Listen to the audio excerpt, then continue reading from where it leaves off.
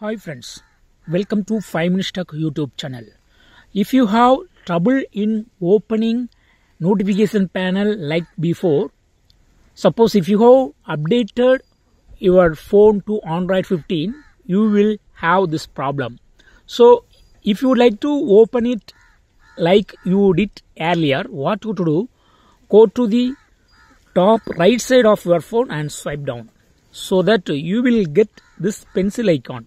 Just click on it and here select panel settings and select together so that now it will open normally like you did before. Okay, see, yes, it's opening. So all quick settings and notifications are opening together. Okay, so in this way you can easily solve this problem of opening notification panel. That's all friends. Thanks for watching. Bye.